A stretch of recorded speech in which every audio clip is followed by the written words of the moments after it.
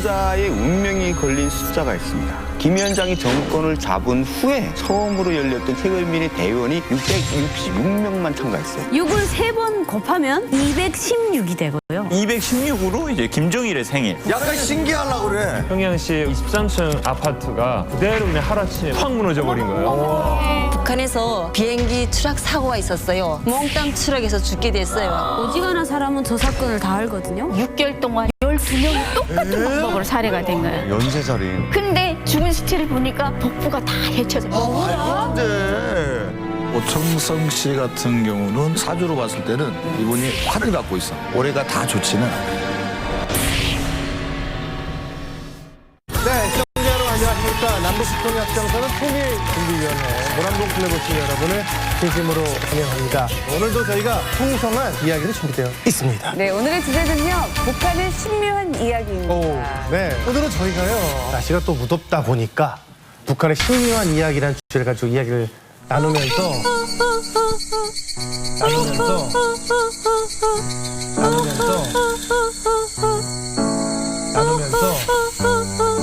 잘한다. 어디서 하는 소린가 했는데. 죄송해요. 자, 오늘 주제에 걸맞게 신묘한 분을 모셨습니다. 올해 초에 북한 로열 패밀리의 관상을 분석해 주셨던 남한 무속인 최동원 회원님 나오셨습니다. 안녕하세요. 반갑습니다. 인사 한마디 좀 부탁드려요. 네, 그 신묘한 이야기는 제 전문입니다. 신묘한 이야기는 제 전문입니다. 오늘 기존 남북 회원님들이 네네. 모르는 신비한 이야기를 오늘 말씀해 드립니다. 오늘 이거 주제 하나로만 하면 안 될까요? 이런 거 재밌어요. 자, 계속해서 우리 네. 또 김지영 의원의 키워드인데요. 북한 지도자와 666의 비밀. 666? 사실 이제 북한이 숫자에 대한 너무 의미를 두기 좋아하거든요. 네네. 그래서 북한 지도자들이 특별하게 생각하는 숫자 666에 대한 이야기를 준비했습니다. 아, 저 약간 데미안 그거. 그렇죠. 마귀의 숫자인데. 네. 기대가 되고요. 또 특별한 이야기 들려줄 신입회원분들도 모셨습니다. 안녕하세요. 북한 비행기 추락 사고로 인생이 바뀐 장채란입니다. 비행기죠? 추락하면 살기 쉽지 않은데. 그러니까 궁금하네요. 네. 궁금해요. 우연히 만난 신묘한 인연으로 인생이 바뀐 김상철이라고 합니다. 신묘한 인연이라. 너무 재밌겠다. 김부자의 운명이 걸린 숫자가 있습니다. 우연한 일치일진 몰라도 북한의 중요한 사건들이나 중요한 기념일 네. 이런 것들이 거의 암암리에 다 연결돼 있습니다. 연번대상이라고 해가지고 그 자리에서 사살이 됐고 벌살인부나 이런 데 나와요. 유난히도 북한도 사자 싫어요. 666이 그냥 나온 숫자가 아니고요. 위대한 장군님의 생일 의미하는 2160개입니다. 절대 잊어먹을 일이 없어요. 세네야, 세네. 오청성 씨 같은 경우는 사주로 봤을 때는 불을 갖고 있기 때문에 무관의 기질을 많이 가지고 있어요. 올해가 다 좋지는 않아요.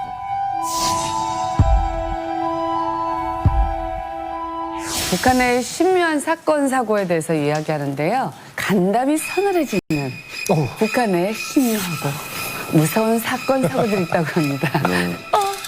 무서워요. 아, 진짜. 첫 번째는 김일국 회원이 준비를 했다고 합니다. 북한 내에서 수많이 일어나는 그런 사건 사고들 이런 것들을 솔직히 보도를 하지 않습니다. 네. 근데 이례적으로 2004년도 영천역은 워낙은 대형 사고라서 보도를 했고 국제사회 지원도 많이 받고 했는데 2014년에 또 한 번 대형 사고가 있었죠. 2014년 이제 4월에 네. 평양시 그 평천구역의 23층 아파트가 그대로 그냥 하루아침에 붕괴돼요. 아, 맞다. 23층 아파트 예, 무너진 예, 예. 거.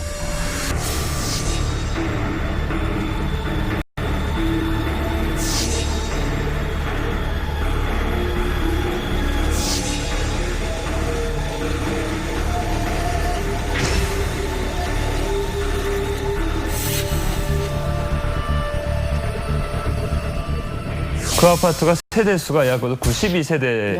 어휴, 그럼 사람이. 였는데 이게 그냥 무너지자마자 뉴스에 보도했고 당 간부들과 그 아파트를 건설했던 이민 부대장까지 나와서 시민들 앞에서 머리 숙여서 사과하는 모습을 보여주고 그런 사건이 있었거든요. 이게 워낙 큰 사고인데다가 평양에서 그런 대형 사고가 벌어지니까 이게 당 책임이 아니라 발뺌을 할 수가 없는 거잖아요. 그래서 시당 간부들이 나와서 고개 숙여 뭐 일단 사과를 하고 그 건설에 동원됐던 간부들은 전부 이제 책임을 지고 뭐 혁명을 가든 다 헤엄철직이 됐는데 정말 그 아파트 주변에 경찰이 삥 둘러서가지고 사람들 보지도 못하게 했었어요. 그때도 기억나는 게 북한이 그것을 당연히 안 알릴 거라고 생각했는데 은폐할 거라고 생각했는데 워낙 사고가 크니까 며칠 뒤에 아주 이례적으로 그 사건은 이제 전 세계에 다 알려버린 그런 케이스니까 정말 큰 사건이었습니다. 통상 평양시의 그 아파트 짓는 건설 공법이요 조립식이에요. 블록으로 이렇게 콘크리트 벽을 만들어 갖고 그거를 올려 쌓으면서 밑에다가 철근을 갖다 끼워 갖고 용접을 해서 이게 그러니까 도미노 같은 거, 네네. 퍼즐 같은 거 이렇게 쌓는 거라 붕괴되면 무섭게 붕괴돼요. 사실 대부분의 건물들이 그렇게 졌다고 하면 내진 설계는 아예 안 됐기 때문에 조금만 지진이 일어나도 사실 무너질 확률이 굉장히 높지 않아요? 그러니까 진짜 어떤 사례가 있었냐면 전 제가 직접 눈으로 본 거는 새 아파트였는데 그냥 시공 감독하는 사람이 이렇게 지나가다가 봤는데 1층 그 벽 옆에 이만한 돌이 자갈이 이렇게 삐죽 나와 있단 말이에요. 그거를 보기 싫다고 망치를 쥐고 지나가다 그걸 한번 뚝 때려서 뚝 치니까 이게 툭 삐져 나왔단 말입니다. 그런데 갑자기 그 돌이 힘을 받던 것이었어요. 옆에 콘크리트들이 이렇게 구미 쭉쭉 가면 부스럭 이렇게 떨어지기 시작하니까 이 사람이 너무 당황해서 3층까지 입주가 했었거든요. 문을 두드리면서 빨리 다 나오라고. 그러니까 이들은 무너진다. 그러니까 다 딱 뛰쳐나오는 순간 팍 무너져 버린 거예요. 돌 하나 때문에. 직접 봤거든요, 결국. 와, 진짜 사람이 속 떨리더라고요. 근데 생존자도 있었나요? 아니면 있던 사람들은 다 거기 피해를 본 거예요? 근데 이게 솔직히 그 사고 현장을 3일 만에 싹 불도저로 밀어버리고 네? 3일 만에? 그럼 안 찾았다는 거네. 구조를 안 지진을 했다는 수습하지 않았다는 거예요? 이 사건이 벌어지고 그 자리에다가 똑같이 다시 아파트를 지었어요. 똑같이 말이 돼요? 예, 그러니까 이제 사고 현장을 정리하고 다시 아파트를 세웠는데 그 아파트가 평양 시민들 속에서 아주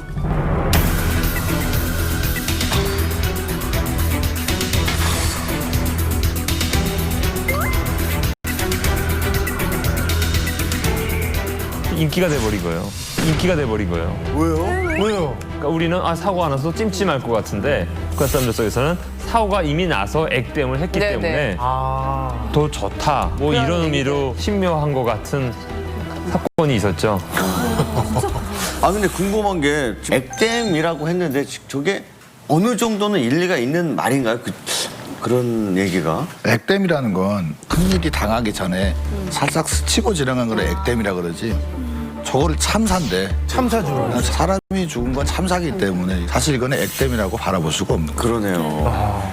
말이 안 되는 거죠. 그러면 그렇게 한번 사고가 많이 난 피해가 많이 난 자리가 기운이나 운적으로는 어떻습니까? 안 좋죠. 흉지기 때문에 사고가 났기 때문에 사람들이 피하는 게 좋은 거지.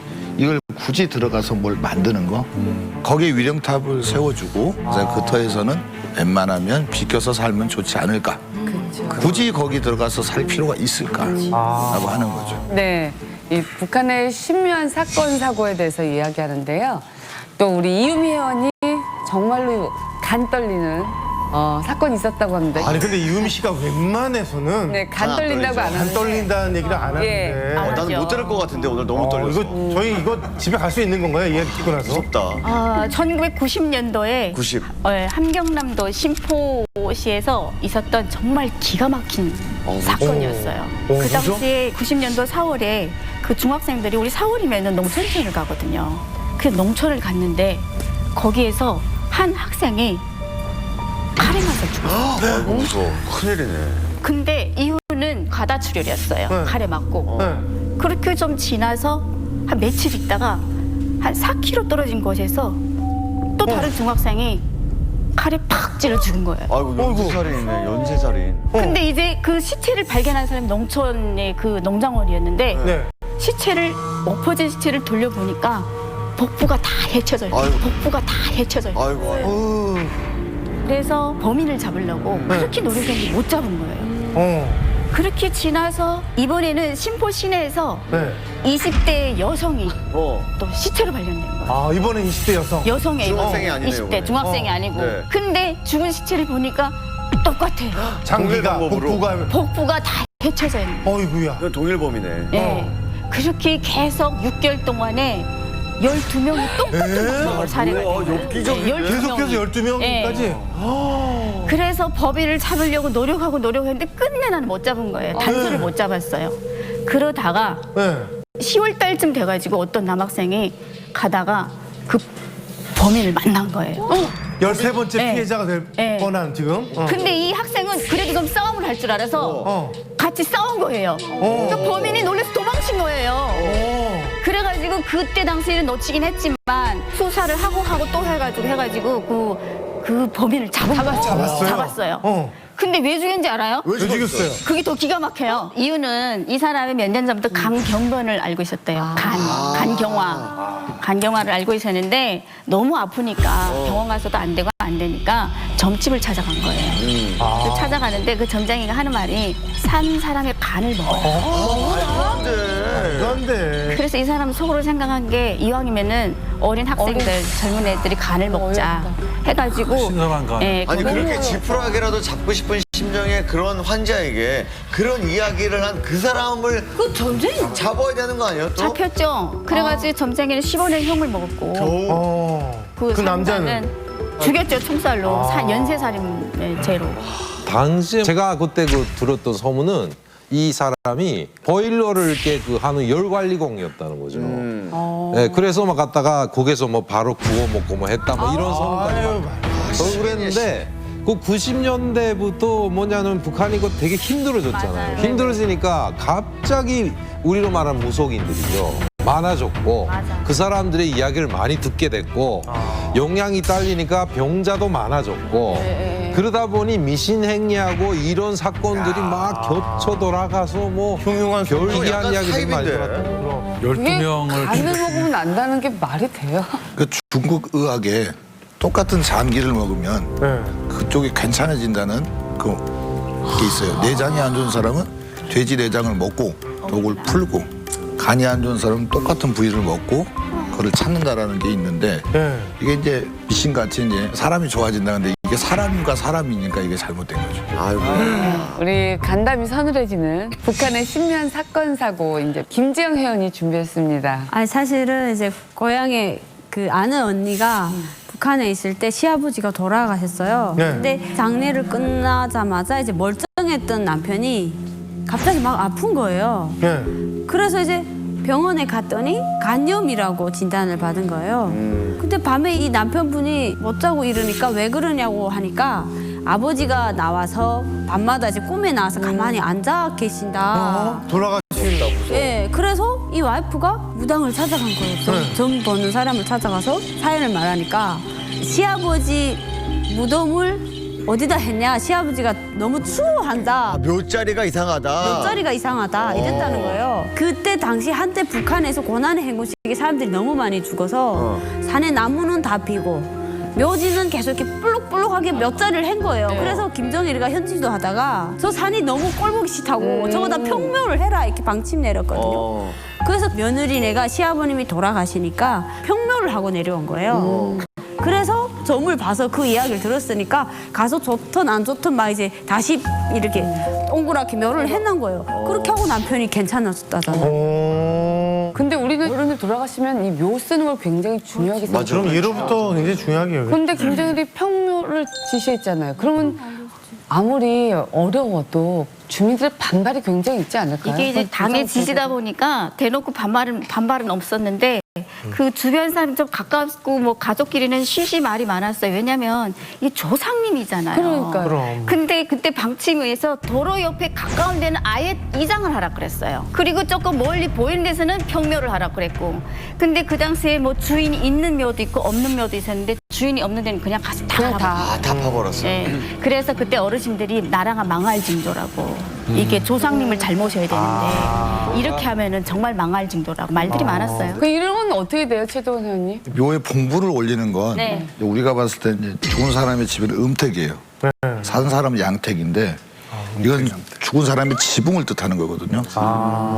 선조들의 지혜를 본다면 벌레, 짐승이 파먹는 거, 또 이제 물이 비가 오거나 이제 자연재해가 오면은 그걸 막아주고 옆으로 흘러주는 이제 물이 모이지 않게끔 하는 그 방어 역할을 해서 하는 일리가 거예요. 있네요. 네네. 그거는. 근데 지금은 이제 짐승들이 많이 없으니까 네네.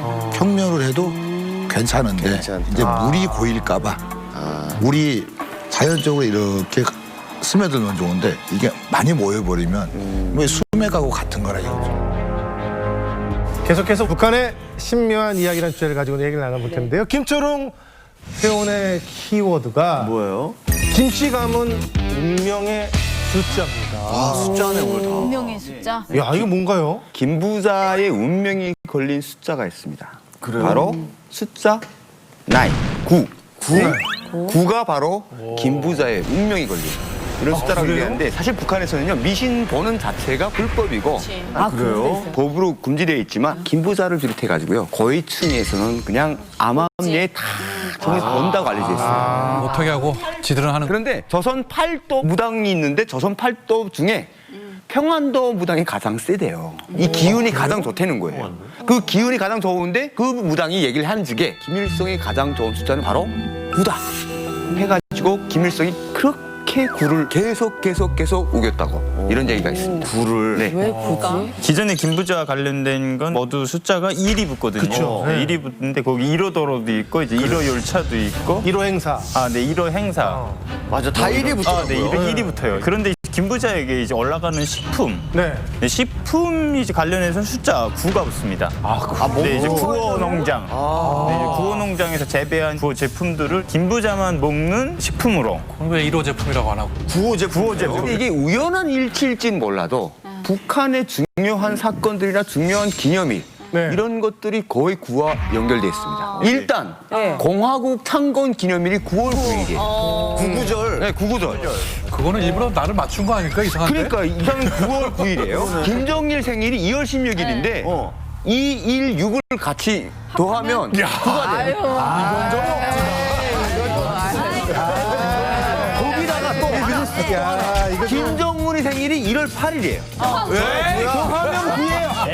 근데 약간 신기하려고 그래. 근데 우리가 아무리 이렇게 얘기해봤자 이런 거는 우리 남한 무속인 최도원님께서 잘 알 것 같습니다. 이게 정말로 각자에게 맞는 숫자가 있나요? 네, 그 매와 역수라 그래서 그런 산수로 나눠서 자기에 맞는 숫자가 분명히 있죠. 그런 게 뭐 1월생이다. 그러면 추운 겨울이다. 그럼 이제 여름이 있으면 좋잖아요. 네. 그럼 5자가 좋다라고 해서 5자를 행운의 숫자로 잘 간직하는 거죠. 김철호 의원님이 말하는 것들이 무턱대고 하는 날짜를 정하는 그거는 이제 중국의 영향이 많죠. 네, 9라는 숫자는 중국에서 황제의 숫자고. 그래서 9마리 용을 형상화하고 제일 높은 숫자예요. 10은 0으로 가기 때문에 나는 최고 높은 이치다. 그래서 모든 걸 9로 해라. 나는 황제다. 라고 포장하는 방법인 거죠. 그런데 이제 숫자라고 하면 이제 흘러들을 수도 있는데 이 북한에서 또 다르게 느껴지는 이유가 북한은 워낙 북한 지도자와 관련한 그런 숫자들을 굉장히 중요하게 생각하잖아요. 네, 그렇죠. 이제 지도자의 생일을 정말 특별하게 생각하거든요. 그리고 그에 따라서 의미를 많이 부여하고 김정일 생일이 2월 16일이에요. 중앙당 앞에 차들 다 216이라고 했었는데 98년 10기 대의원 선거 때 선거구 번호가 666호였거든요. 근데 666이 그냥 나온 숫자가 아니고요. 6을 3번 곱하면 216이 되고요. 그 다음 11기 대의원 선거에서는 649호에서 했거든요. 근데 또 이 649를 곱하면 또 216이 되는 거예요. 그렇네요. 네네. 김정일만큼은 아니지만 김정은 위원장도 숫자에 상당히 예민했던 것 같아요. 정치 상당히 이용을 많이 했는데 김 위원장이 정권을 잡은 후에 처음으로 열렸던 최고인민의 대의원이 666명만 참가했어요. 당시 총 인원이 687명이었는데 그 그 숫자인 666을 맞추기 위해서 정해진 사람만 이렇게 불렀다는 얘기도 있어요. 아, 나머지 빼고. 나머지 빼고. 그러니까 21명은 빼고. 21명을 빼고 666명을 맞춘 거예요. 근데 이게 중국에서 육자를 흐를 유. 잘 순탄하니 흘러간다. 유자라는 소리를 해서 중국 영향을 많이 받고요. 잘 된다, 순탄하다. 뭐 열차에다가 잘 풀린다. 66, 뭐 666 고라. 그러면 잘 순탄하게 가라라고. 중국 거를 다 차용해서 영향을 많이 받으니까. 근데 여기서 한 가지 더 중요한 게 있는데 네, 또 있어요? 북한에서는 이제 건물을 건설하는 것도 이제 길이나 높이, 뭐 폭도 이제 숫자가 또 중요하게 거기 들어갔어요. 그래요? 금수산 기념궁전이라고 지금은 금수산 태양궁전으로 이제 바뀌었는데 금수산 기념궁전 앞에 이제 광장을 이제 건설하는데도 폭이 415m로 해가지고 네. 김일성의 생일, 길이는 또 216으로 이제 김정일의 생일. 아, 맞췄네. 네네. 당찬건 이제 기념탑이 이제 동그란 받침대도 216개의 이제 돌로 만들었고 지름이 이제 42m인데 42m는 이제 뭐야? 김정일이 태어난 1942년. 그래요? 아, 난 뜬금없는 건 줄 알았더니 네네. 또 1942년생이기 때문에 42m예요. 근데 거기 이제 의미를 두고 이제 건물들을 또 많이 다 갖다 붙이네. 이걸 어디까지 믿어야 되나? 재미난 게 또 뭐가 있냐면 기념궁전 안에 보면 시체를 갖다 연구 보존해놨잖아요. 네. 그 시체를 둘러싸서 하얀 꽃하고 빨간 꽃이 있어요. 네. 빨간 꽃이 예를 김일성의 경우는 1912년생이잖아요. 네네. 1912개의 꽃을 꽂아놨어요. 네. 그다음 하얀 거는 415개. 그러니까 뭐 정일봉이라고 해서 김정은이가 태어난 것도 거기 또 뭐 216m, 뭐 무게가 뭐 216톤, 뭐 22톤, 뭐 그런 식으로. 또 그게 높이가 216m예요. 사방의 그 숫자를 상당히 의미를 부여하는 난 거죠. 지금 여기 여러분이 얘기하셨잖아요. 이런 숫자를 다 알고 계시는 게 정말 신기해요. 맞아요. 아니 이거 다 학교에서 배우는 겁니까? 그런 뭐 사족지든 네. 참관을 하면 다 얘기했어요. 그거를 이렇게 강연 설명 자료에 다 나옵니다. 그래서 그들이 뭐 백두산을 가면 백두산에서 천지까지 내려가는 돌계단이 이 돌계단은 위대한 장군님의 생일을 의미하는 2160개입니다. 절대 잊어먹을 일이 없죠. 세뇌야, 세뇌. 그러니까 이제 백두산 쪽에 가면은 강의를 하잖아요. 백두산의 이 주변에 봉우리가 216개라고 강사가 강의를 해줘요. 실제 216개인지 모르는 거죠? 우리 장군님은 하늘에서 내리신 분이다. 이렇게 다 세뇌시키죠. 그래서 한때 주민들 대상으로 강연 재강까지 나왔었어요. 그러니까 그런 숫자에 대한 건데 타이타닉 있잖아요. 네네. 타이타닉 침몰한 날이 언제인지 아세요? 1912년 4월 14일이에요. 14일 자정 가까운 때 타이타닉이 침몰을 했는데 북한에서는 그걸 어떻게 가르치냐면 희세의 영웅이 그날 태어나가지고 타이타닉, 자본주의 야성인 타이타닉을 침몰시켜가지고 이제 이 세상에서 자본주의와 제국주의를 없애기 위한 그 어떤 신이 강림을 한 날이 바로 1912년 4월 15일이라는 거예요. 이렇게 이야기해요. 근데 신통하게 똑같아요, 날짜가. 깜짝 놀랐어요, 그거. 그럴듯하잖아. 또 김정일이 생일인 네. 216이 의미하는 게 2일은 21세기를 의미하고요. 6은 단군이 세운 고조선부터 이제 고구려, 발해, 고려, 이조 다음으로 6번째로 사회주의 조선을 이제 세웠다고 하면서 김정일이 지도자가 될 수밖에 없다라는 그런 걸 이제 심어주는 거예요, 주민들한테. 그걸 또 그렇게 만들어가지고. 그 얘기를 들을 때 다 와 어떻습니까? 에이가 아니라. 와가 아니라 북한에는 그걸 보고 공번 대상이라고 해요. 공번 대상 해가지고 공번? 이 직계 가족에 대한 비방중상이나 이런 거는 그 자리에서 사살이 벌살인부나 이런 데 나와 있어요. 너무 잘못했다가 죽는 거는. 그냥 무조건 오 이거만. 이야. 그럼 김지성 의원님의 615의 이 죽은 사자 이것도 좀 연관이 있나요? 네, 그렇죠. 유난히도 북한도 사자 싫어해요. 뭐 저 한국에 와서 깜짝 놀란 게 그 호텔이나 모텔 가면 F로 돼 있잖아요. 맞아요. 4층 없죠. 네. 북한도 역시 사자를 되게 싫어하는 그런 편향인데 이거 제 키워드에 보면은 분단 55년 만에 처음으로 열린 남북 최초 정상회담이죠. 네. 그 6.15 공동선언이 발표됐던 6월 15일 날 이게 사실은 공동선언이 6월 15일이 아니라 6월 14일이랍니다. 그러니까 이게 14일에 김대중 대통령과 김정일 위원장이 만나서 회의를 시작을 했는데 네. 저녁 7시가 다 돼서야 끝난 거예요.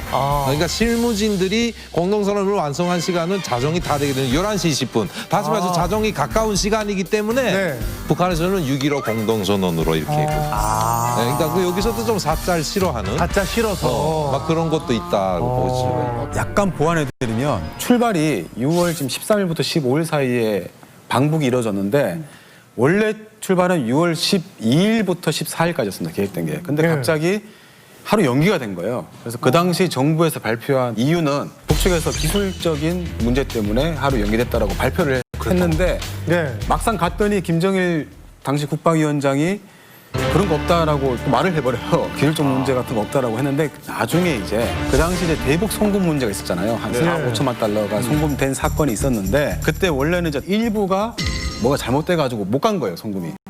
그래서 이게 하루 뒤에 가겠다, 송금 무조건 하겠다 해서 했다는 얘기를 이거는 뭐 저희가 한 얘기도 아니고 선보리면 선보리. 네, 그래서 국정원에서 그 당시에 이걸 담당했던 그분이 이제 인터뷰에서 다 증언을 했습니다. 그런데 작년에 평창 올림픽에 그 김여정이 타고 온 비행기가 있죠. 산메이오. 산메이오인데 여기는 북한을 상징한 PRK 615라는 편명이 붙었대요. 그래서 김대중 정부 때처럼 남북 관계를 좀 개선되기 바란다. 그런 의미로 북한을 달았다. 이런 얘기가 있더라고요. 그러면 오충성 씨 때는 사자에 대한 이미지가 똑같습니까? 아니면 바뀌었습니까? 저희 때는 이제 어릴 적도 죽을사 이제 사자를 죽을사라고 해서 되게 사자를 안 좋아했었어요. 근데 안 좋아했었는데 어느 순간부터 이제 사람들 속에서 희망사라고 하는 거예요. 그래서 왜 희망사라고 하냐니까 사자가 그냥 안 좋은 거니까 그걸 다 떨쳐내고 희망사로 바뀌었던 걸로 알고 있습니다. 그러면 숫자마다가도 의미가 다 따로 있나요? 네, 그러니까 북한 사람들이 이제 카드를 많이 치잖아요. 네. 그래서 카드를 많이 치는데 카드 많이 쳐요? 네, 그러니까 북한 사람들이 이제 아침에 일어나면 그거로 이제 뭐 전본단식으로 이제 네, 아, 점수 화투 이거 보고 회 뜬다고 하는 오늘의 신수. 네, 오늘의 운세 뭐 이런 것처럼 카드로 이제 아침에 일어나면은 첫 시간에 이제 아무것도 하기 전에 봐야 된대요. 네네. 첫 시간에. 눈 뜨자마자. 있어요. 네, 눈 뜨자마자. 뭐 시간이 지나서 일과를 하다가 하게 되면 그게 또 안 맞는데요. 그래서 눈 뜨자마자 해야지 그게 진짜다고 해가지고 사람 눈 뜨자마자 하는데 네. 그러니까 카드를 그러니까 자기 나이랑 이제 생일을 이제 치고 그다음에 숫자 그러니까 카드 3개를 뽑아요. 3개를 뽑아서 그게 아침, 점심, 저녁으로 이제. 사실은 카드를 가지고 신수를 제일 많이 뜨는 게 불법하는 사람 밀수꾼들이에요. 왜냐하면 저희는 항상 잡으러 오니까 카드를 딱 쳐가지고 안 좋은 날은 그날은 그냥 집에 없어야 돼요. 실제로 카드 운세가 잘 맞아요? 근데? 근데 궁금해. 딱 맞아 떨어지진 않은데 얼추 맞아요. 어떻게 하는 거예요? 카드가 이제 1부터 13까지 있는데 그 이제 1부터 13까지 숫자들의 의미가 다 있어요. 그러니까 예를 들어서 이제 뭐 하트 네. 2랑 뭐 그다음에 다이아 8이랑 이제 스페이드 9를 뽑았다고 하면 하트 2게 되면은 이제 하트가 좀 북한에서 좋은 거로 와요. 그래서 이제 그러니까 둘의 의미는 친구거든요. 그래서 좋은 친구를 만난다. 이니까 둘의 의미. 다이아 8하면 다이아 또 안 좋게 생각해요. 왜요? 네. 다이아 반지. 아니 별로 생각 안 북한에서 안 좋아하는데 다이아 8 나오게 되면 이제 오늘 팔자가 안 좋다고 왜 오늘. 네. 그럼 오충성 씨 테스트 한번 해볼까요? 한번 해볼까요? 이거요? 오충성 씨가 우리 테스트맨. 카드요? 카드죠? 있어요. 네. 제가 오늘 좀 한 분 봐주려고 이제 카드를 또 준비해가지고 진짜? 네. 어떻게 하는 거예요? 그러니까 일단 오늘 날짜 원래 북한에서도 다른 사람이 카드 운세 봐주기도 하고 그래요? 맞아요. 47. 나이 까는 거야.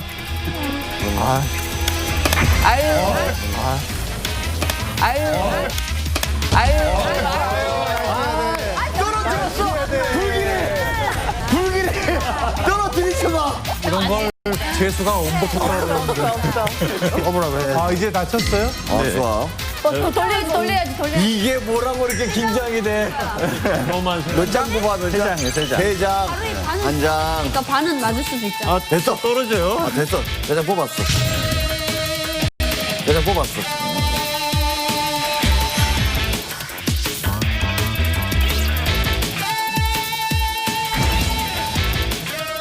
네. 이게 아침이고 이제 이게 점심이거든요. 네. 돈 버는 이게 날. 점심이고 이게 저녁인데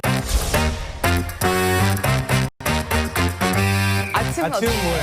7번. 7번 안 좋은 거지. 다이아몬드 스틸. 다이아몬드 7인데 조금 안 좋은 일이 있을 것 같고요. 오늘 안 좋은 일이 있었어. 아까 뭐 먹는데 콜라도 없고 진짜 죽을 뻔했어 오늘. 그랬죠. 그러면 이제 황병 큐?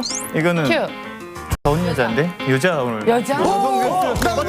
태호. 맞다. 저 올해 처음으로 99년생이랑 얘기해봤어요. 진짜다 이게. 오, 좋아, 좋아. 진짜. 그다음 이제 저녁 마지막. 다이아는 좀 안 좋은 건데. 돈 나가네. 네네. 손 나가네. 집에서 송대현 씨가 돈내 나. 아, 오늘 재밌다, 근데.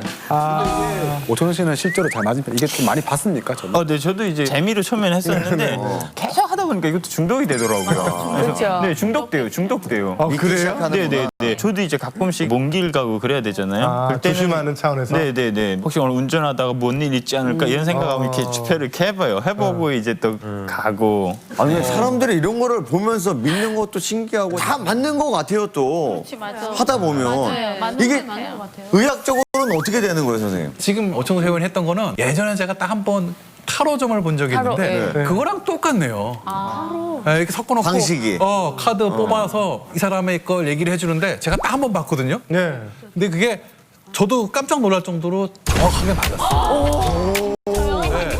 정신과 전문의가 딱 맞았대. 아니 정신과 전문의가 이게 맞았다 그러면 아까 뭐. 딱 맞았어요. 근데 이제 지금 이 카드 보는 거는 사실 이게 무언의 자기 암시죠. 오늘은 좋은 일이 생길 거다. 오늘은 안 좋은 일이 생길 거다. 조심하자. 예. 맞아. 그러니까 스스로 마음의 평안이나 긴장도를 줄이려는 그런 이제 그런 무의식적 심리적인 그 배경이 있을 텐데. 표 박사님 의견은 그런데요.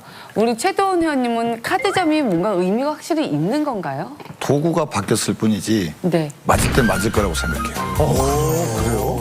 어떤 주역이라든지 육효 그게 이제 자기의 진실함을 담았을 때 이 보이지 않는 기운이 그 숫자에다 의미를 부여했을 때 정확히 맞는다 그래요. 그러니까 그 기의 흐름을 무시 못한다는 게 그렇죠. 그런 거죠. 이게 또 미신으로 평가를 하는 게 아니라 그거의 기준에서 보답해서 노력하는 경우지 그거만 맹신을 하지는 않아요.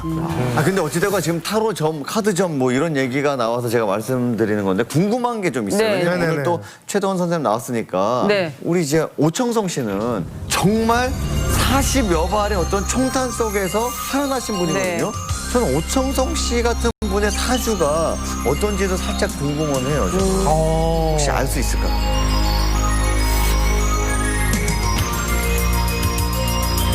오청성 씨 같은 경우는 좀 욱하는 기운이 많다.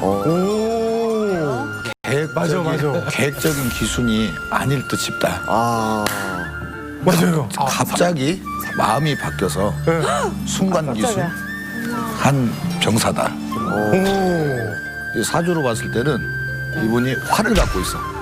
불을 갖고 있기 때문에 우유부단하지만 욱하는 성격을 가지고 있거든. 그냥 가만히 있다가 휙 가버리고 휙 판단하고. 충동적이라는. 예, 충동적인 부분이 사주로 봤을 때는 무관의 기질을 많이 가지고 있어요. 무관. 예, 단순하다, 충직하다, 또 예쁜 사람을 좋아한다. 지금까지 거의 맞아요. 충직하지. 그런 것도 사주에 나와요. 예쁜 사람. 충직하지. 아니요. 단순하진 않. 올해도 갑자기 자리가 변하는 이동수가 있어. 올해도 어떤 자리예요? 내가 갑자기 해외를 간다든지, 갑자기 누구의 부탁으로 와야 된다든지, 갑자기 변하는 거. 맞잖아. 왜요? 일본 자리 변했었잖아요. 아니 근데 이제 어디 가요? 어디 가야 되는 데가 있지. 네. 그래요. 차를 멀리 하는 게 좋아요. 가까이 하는 게. 아 그러네요. 차. 운전 좋아요. 운전. 네. 가까이 하는 게 좋습니다. 역시 관련된 사업을 해도 좋고요. 자동차 관련된 사업. 아니 건강은 괜찮을 것 같아요. 올해까지는 많이 돌봐야 되겠어요. 괜찮다 그러지만 올해까지는 아픈 데가 조금 쑤시거나 또 안 그러면은 재활을 조금 요하거나 올까지만 넘어가면 내년부터는 많이 편안해지는데 조금 주의하면 좋겠습니다.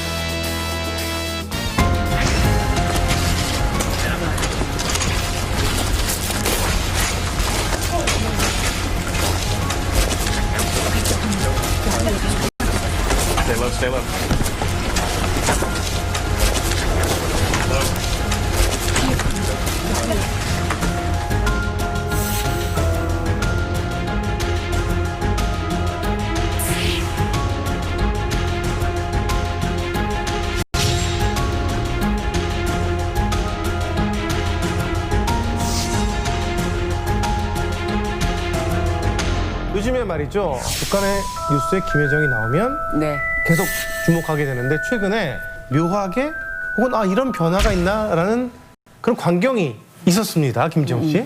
그렇죠. 이제 최근에 한 뉴스를 보니까 6월 20일에 시진핑 중국 국가주석이 평양을 방문했을 때 네. 주목을 받은 사람이 있거든요. 그동안 김 위원장이 각종 외교 행사를 이제 김여정이 막 따라다니고 했었는데 그 역할을 이번에 삼지연 가난악단 단장인 현송월이가 하는 거예요. 현송월이가 김여정이처럼 막 뛰어다니면서 현장을 누비면서 막 지도를 하는 것 같은 그런 느낌이 너무 새로웠던 거예요, 저는. 삼지연 관현악단 그렇죠, 장이 당장인데. 갑자기. 예. 김 위원장이 의전하면 딱 떠오르는 김여정이었잖아요. 그렇죠. 그렇죠. 김여정 그때 막 그쵸, 공군소장에서 얼마나 바삐 돌아다녔어요. 근데 현송월을 보니까 이번에 정말 새롭더라고요. 느낌이 좀 다르죠. 김여정은 정말 바삐 다녔는데 네. 현송월은 좀 여유롭게 다니더라고요. 자, 김여정과 현송월의 의전이 어떻게 다른지. 걸음걸이가 좀 발랄하죠. 바쁘죠? 네, 뭐 앞서기도 하고 뒤서기도 하고 김여정은 정말 막 계속 뛰어다녔어요. 네. 그렇죠. 하노이에서도 마찬가지였고 먼저 나와서 살피고 또 그리고 뒤따르면서도 살피고 계속.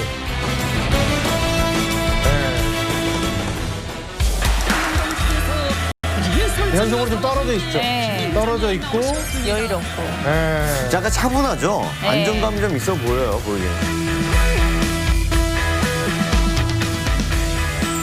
약간 나이 차이도 느껴지고요.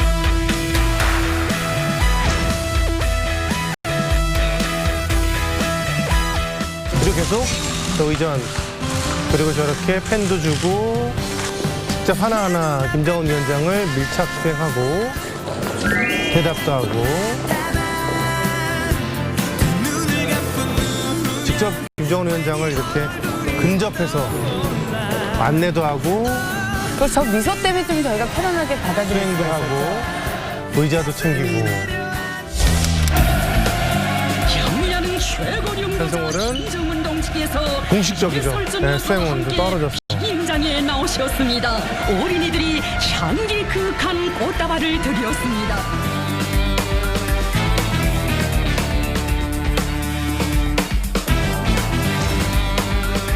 초밀착 그림자 수행 대 적당한 거리 두기. 이건 보면 굉장히 바쁩니다. 김여정은 휴대전화 이렇게 손에 들고 계속 뭔가로 지금 통화하고 체크하는 모습이고요. 체크하고 있어요. 항상 휴대전화를 들고 다녔어요. 그렇죠? 일정을 아마 조율하고 찾아보고 하는 것 같은 거. 그렇죠. 계속 메모를. 체크하고.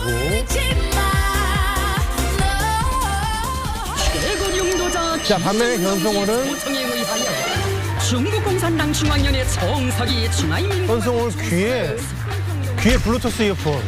최신이죠? 예.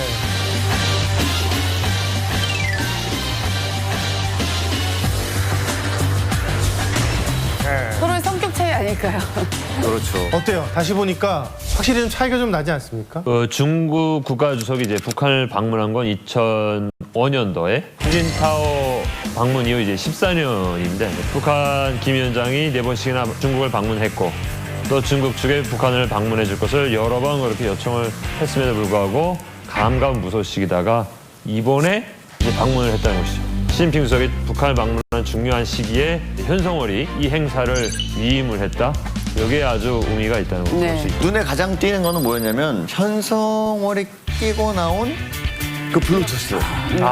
요거 인싸템이거든요. 근데 요거를 사용했어요. 요거 약간 저번에 얘기 들었을 때 오청성 씨가 오토바이 타고 다니는데 본인이 이렇게 자주 끼던 그런 인사템이었는데 오청성 씨 끼던 거 아니에요, 저거? 네, 맞습니다. 일단은 이제 북한에서도 요즘 이제 굉장히 많이 이제 이어폰, 무선 이어폰을 사용하고 있고요. 이제 현성월이 딱 끼워나온 걸 보니 좀 저도 살짝 좀 반갑더라고요. 일단은 이제 스마트 기기를 이제 잘 쓰는 걸 보고 이제 프로답다는 느낌을 받았습니다. 저도 이제 그래서 그동안 김여정은 의전할 때 이제 스마트폰을 이제 손에다 꼭 찍어 이제 그 김정은 위원장을 이제 같이 이제 수행했었잖아요. 근데 이제 반면에 현성월은 무선 이어폰을 끼고 네 이제 뒤에서 이제 멀찌감치 이제 김정은 위원장을 수행해내는 거로 이제 알고 있습니다. 사실 이번에 현성월은 패션에도 신경 쓰고 브랜드 가방까지 딱 메고 우아하게 걸어다니는 모습이 어렸을 때부터 그 배어 있는 그 예술인다운 네 그런 모습이 좀 보였어요. 저는 작년에 왔을 때도 현성월은 그 가방 되게 명품 가방 이슈가 있죠. 가방을 들고 왔는데 이번에도 그 들고 다니는 그 가방이 우리나라에서 700만 원대 하는 그래요? 네, 가방을 그냥 메고 다니더라고요. 근데 김여정하고 이제 현성월의 의전 스타일이 확실하게 달랐잖아요. 그런 것들은 어떻게 보였습니까? 예전에 김여정이 얼마나 진짜 조연인데 주인공처럼 돌아다녔잖아요. 근데 그것 때문에 좀 내부에서 말들이 있었던 것 같아요. 그래서 현성월이가 김여정처럼 안 하려고 여유롭게 뒤에서만 그러고 그냥 다녔던 것 같아요. 나이 차이는 아닐까요? 현성월도 되게 빨리 움직이고 싶은데 체력에서 그냥 잘 안 되는 건 아닐까? 제 생각에는 사실 현성월이 처음 가졌던 직업과도 관련이 있다고 생각해요. 왜냐하면 그래요? 이 여자는 계속 장만 해왔어요. 모란봉악단장, 그다음에 삼지연 관악단장, 걸음걸이도 약간 여유가 느껴지게 장으로 갔던 그런 걸음걸이가 나오는 거고 김여정 같은 경우는 첫 직업이 허위를 하는 수행하는 직업이었단 말이에요. 그러다 보니까 이게 소란스러운, 그러니까 좀 부담스러운 이런 것들이 좀 있지 않았을까. 저는 이렇게 생각을 할 수 있을 것 같네요. 저는 이제 현성월이 이제 여유롭다기보다는 좀 조심스러워 보였어요. 네, 그러니까 김여정은 거침없이 이제 왔다 갔다 하고 막 앞으로도 가고 막 뒤에서 막 자기 하고 싶은 대로 했는데 이제 현성은 반면에 현성월은 절대 이제 좀 자제된 행동으로 이제 좀 경직된 모습으로 졌습니다. 현성월이 이제 중앙당 이제 선정선동부 이제 부부장으로 이제 올라가서 첫 이제 공식 행사다 보니 좀 조심스러웠던 것 같고 본인도 표정에서도 이제 차이가 확 드러났던 걸로 제가 알고 있는데 이제 김여정은 수행할 때 스럼 없이 이제 웃고 또 실무진들이랑 또 대화하는 모습들이 이제 종종 카메라에 이제 포착이 됐었는데 현성월은 거의 한 표정, 이제 무표정으로 이제 수행하는 걸 이제 볼 수 있었던 내면적으로는 좀 긴장했던 그런 네. 처음이다 보니까 긴장을 처음이다 보니까 이제 북한에서는 또 총살을 또 워낙 많이 하잖아요. 그런 잘못하면 죽을까 봐. 아, 네. 제 아무리 현성월이라도 큰 실수를 하게 되면 그렇죠. 문제가 생길 수 있죠. 확실히 김여정과 현성월을 봤을 때 거리 차이가 너무 있었어요. 김여정은 정말 그림자 수행이라 할 정도로 옆에 뱅글뱅글 계속 돌았잖아요. 그리고 문재인 대통령이 평양에 갔을 때도 바로 그 옆에서 동선을 직접 잡아주고 집단체조 관련할 때는 의자를 막 직접 넣어주고 막 이렇게 진짜 정말 가족처럼 옆에서 막 챙겨주고 근데 현성월은 어느 근처까지 가되 이게 거리를 두고 수행을 딱 하는 거예요. 김여정하고는 거리가 너무 멀었어요. 제가 김정은이 이제 마식령 스키장을 방문했을 때 그때 이제 가까이서 보면은 북한은 이제 고리의 정치라는 게 있어요. 수령이 이동할 때, 섰을 때, 혹은 어떤 거를 물어보려고 할 때 그 사람이 어느 대각선 각도에 서 있어야 되고 그럴 때 앞에서 안내하는 사람은 절대 등을 돌려대면 안 되거든요. 그리고 뒤에서 따라갈 때 역시 일정 거리에서 혹시 뒤에 찾을 수 있기 때문에 이게 보는데 저는 현성월이 이번에 장면을 봤을 때 좀 느낀 거는 너무 폼 잡는 거 아닌가?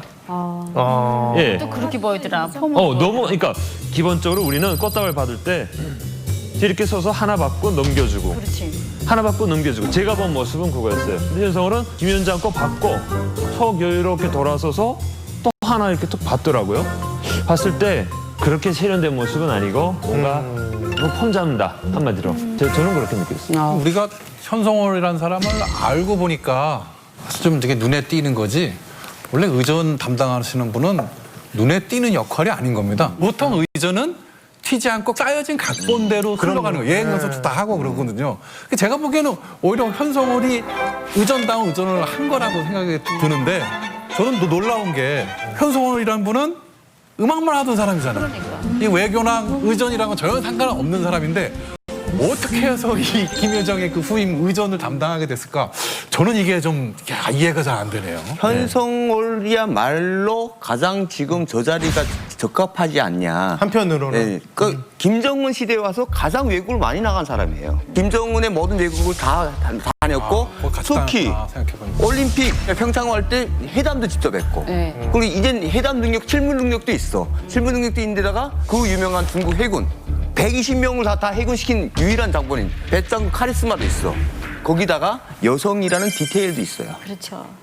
여기 이 자리야말로 현성월이 딱 가야 되는 자리가 아닌가 이렇게 생각되고 또 6월 초에는 김현정이 다강도 일대를 군사훈련 시찰하면서 되게 그때 처음으로 동행한 모습을 보고 그러니까 예술 분야도 아니고 경계 시찰이 왜 따라다녔지 생각을 했을 때 벌써 이때부터 현성월은 그 직함에 의전 담당으로 가 있었다 이렇게 볼 수 있는 거죠. 김여정 후임자로. 그렇죠. 역시 현성월은 북한에서도 최고인민회에서 이제 승진했고 젊은 세대의 일꾼 중에 한 명이거든요. 그때 당시 김정은이 이제 한 얘기가 있습니다. 중앙당 일꾼들이 너무 나이가 많다. 그래서 한때는 권고 사직을 받을 정도로 젊은 일꾼들을 키워내라. 이런 방침까지도 있었거든요. 또 제 생각은 좀 다른데 이번에 현성월이 의전으로 활동한 거는 이미 중국 공연을 했기 때문에 시진핑 부부와 우연이잖아요. 이번에 오면. 그렇긴 하죠. 그리고 이제 시진핑 아내인 평리위안이 중국 대표 예술인이잖아요. 그래서 예술인으로서 말이 통하는 것도 있을 거라고 생각을 하고 또 혹시 비공식 연예 석상에서도 얼굴을 알고 모란봉 악단의 단장이었던 현성월이 옆에서 이렇게 보좌를 하는 게 김여정보다 더 적합하다 이래서 혹시 하지 않았을까 저 그런 생각도 했거든요. 근데 보면은 물론 예술계에 있는 사람들이 남보다 다 깨어 있고 해외 유학파도 많고 여성들도 많겠지만 그 중에서도 현성월은 역시 선택받은 이유 중에 하나는 저는 이제 국내파다.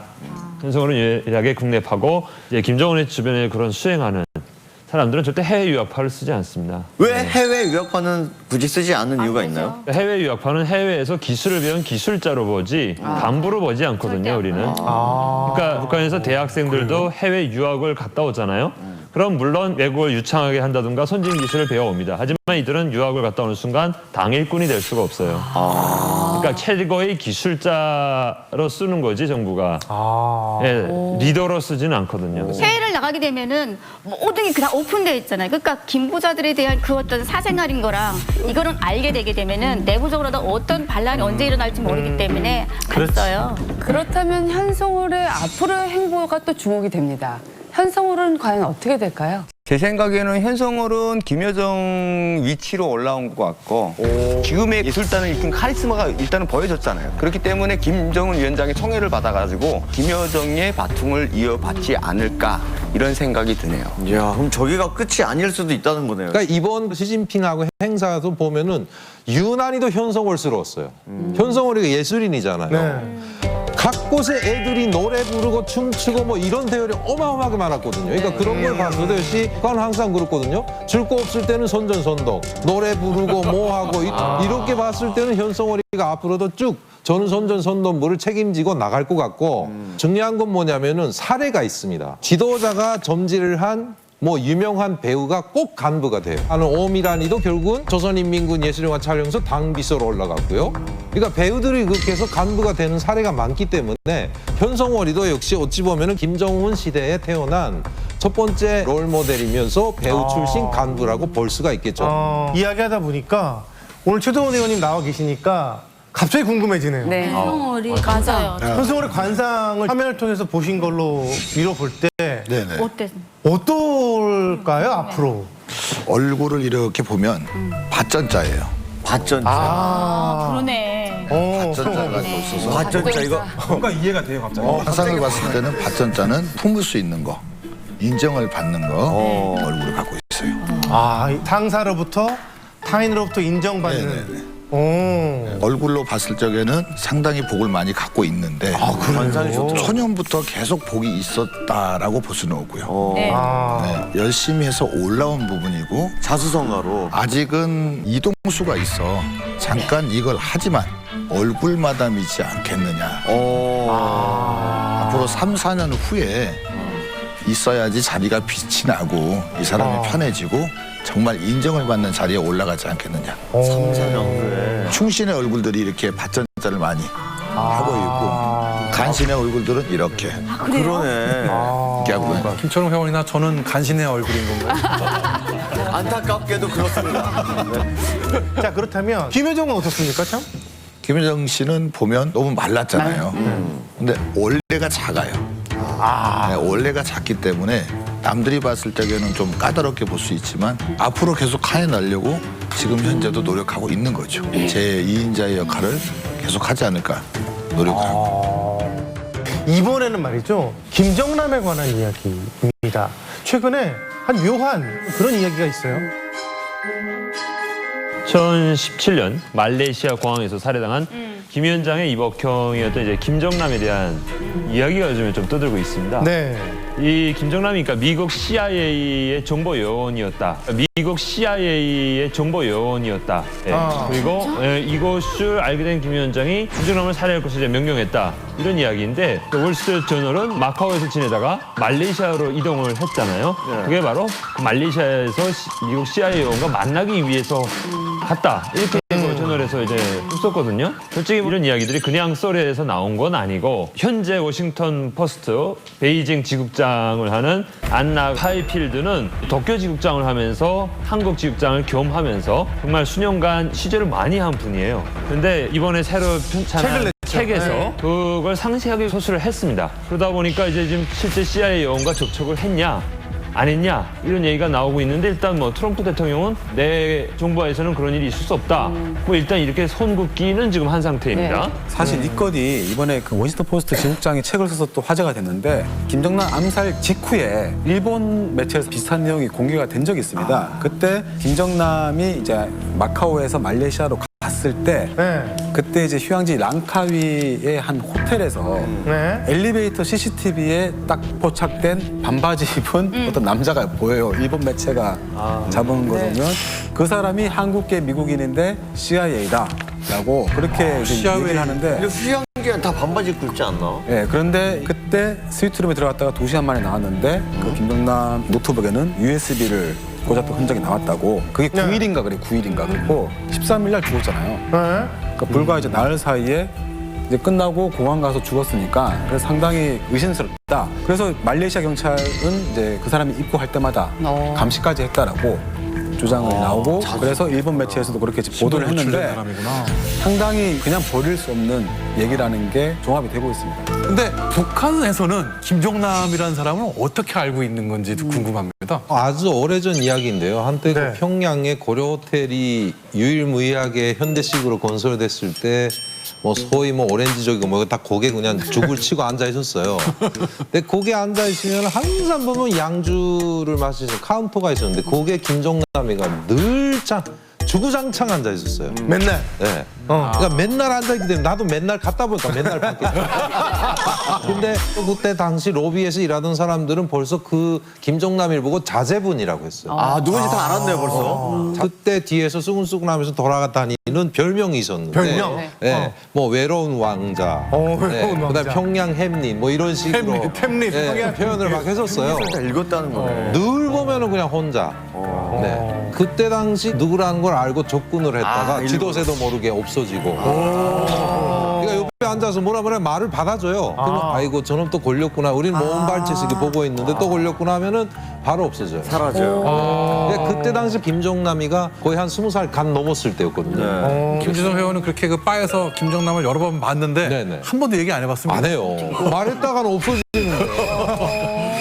그러니까 그때도 그렇게 그 자기 나라이지만 이렇게 뭐 거의 뭐 그건 배제죠. 제가 볼 때는 감시당하고 있는 거랑 똑같더라고요. 감시당하고 있다는 게 더 맞는 것 같아요. 근데 어쨌든 김정남이 이제 미국 CIA 정보 요원이다 뭐 이런 얘기를 하고 있는데 근데 이게 진짜 가능한 이야기인지 좀 그게 궁금해요. 있을 수 있는 일이에요? 사실 이제 미국 CIA가 한국어를 이제 아랍어, 중국어 등과 함께 핵심 6개 언어로 지정했다고 하거든요, 한국어를. 그러니까 CIA 입장에서는 충분히 이제 김정남이를 북한에 대한 뭐를 알기 위한 이용을 했지 않았을까. 요원이라기보다도 접근을 해서 뭐 돈을 주고 뭐 이렇게 자료라도 뽑지 않았을까. 김정남이 정말 술 한잔 하면서 그냥 이 말 저 말 얘기하는 과정에 그래도 설깃한 말을 섞어서 그래도 뭔가 페이먼트를 받는 그런 그냥 정보 제공자였을까 아니면 진짜 휴민트로서의 스파이였을까는 좀 구분을 해봐야 된다고 생각을 하는데 솔직히 해외에서 거주하고 활동하는 사람 치고 외국인하고 접촉하고 그래서 돈 안 받는 사람이 거의 없거든요. 물건을 받든 돈을 받든 그러니까 뭐 김정남도 지금 뭐 그 정도가 아닐까. 예. 김정남이가 솔직히 뭐 어떤 페이먼트를 바라고 공작원을 한다? 그 사람은 돈이 많았어요, 김정남이는. 예, 그러니까 마카오뿐이 아니라 북경에도 호화 저택을 갖고 있었고, 마음대로 해서 카지노에도 드나들었고. 그런 여유로운 생활을 할 수 있었던 게 뭘까요? 김정남의 역할은 해외에 나가서 비자금 관리를 했을 수도 있다는 거죠. 그럴 수 있죠. 네. 그렇기 때문에 당연히 김정은도 이 김정남을 살해할 근거가 됐을 것이고 지금 김정남이가 CIA에다 이런 소문이 나주면은 김정은 입장에서는 엄청 좋은 거죠. 왜? 지금 김정남의 암살엔 명분이 좋은 거예요. 그렇죠. 간첩이었다 이놈은 이런 식으로. 그럴 수 있겠네. 말씀하신 대로 김정남이라는 사람이 뭐 정보원이다 스파이라기보다는 김정남 입장에서도 별 얘기 안 했는데 그 사람의 입에서 나왔다는 자체가 중요한 거기 때문에 정보원이라 오해할 수 있고 심지어 이제 그 당시 김정남의 노트북에 백신이 하나도 없었대요. 백신. 그래서 모 정보기관에 들었는데 그 당시 김정남의 노트북은 한미일 중 이 정보기관들의 회합 장소였다고. 백신이 다 들어있는 거야, 이게. 메모지 게시판. 네, 이게 서로 사이버로 침투를 하면 누가 들어왔는지 다 안 돼요. 서로 안 돼요. 그래서 싹 훑어보면 다 들어와 있는 거예요. 그래서 굳이 쓸 필요 없는 거를 써놨다는 거예요. 이거는 다 보라는 거예요. 일부러. 자기 노트북에 뭐 메모장 켜가지고 대충 써놓으면 다 들어와서 보니까 어차피 포탈이 돼요, 포탈. 여기서 지금 특급 제보가 들어왔어요. 야, 이거 진짜 특급인데? 우리 회원 중에요. 네네. 지금 김정남과 묘한 인연이 있던 사람이 있대요. 진짜요? 김정남과. 진짜로요? 누굽니까? 예, 섭이다. 예, 섭이다. 김상철 의원님이시라고요? 제가 김정남이 최측근하고 한방에서 한 3년 동안을 같이 지냈어요. 어머야, 진짜요? 제일 친하신 분하고. 그 누군데요? 라고.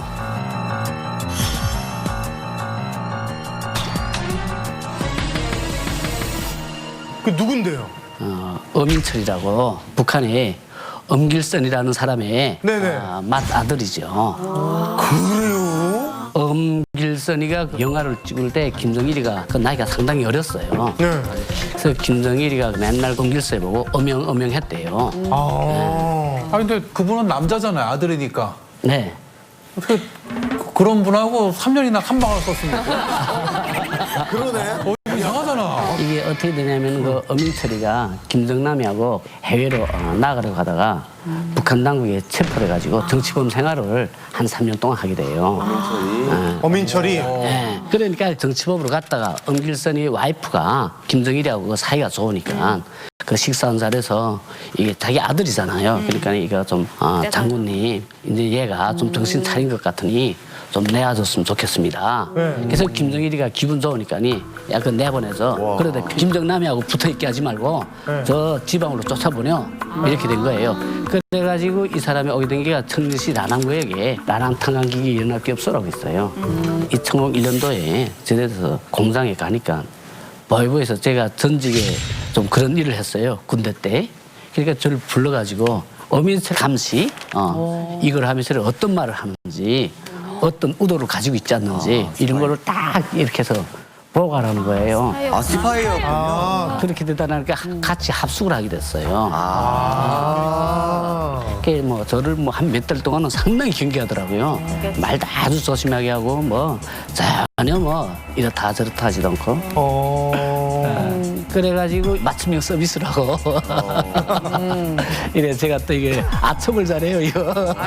스파이 기질이 아주 딱 있네요. 그래가지고 했더니 점점 갖춰지니까 그다음부터는 어민철이가 이게 김정남이 돼서 말하는 거예요. 저는 사실 어민철이 만나기 전에는 저는 김정남이라는 이름 자체도 몰랐어요. 뭐 여기 있는 분들이 북한에서는 가계에 대해서 알려고 하잖아요.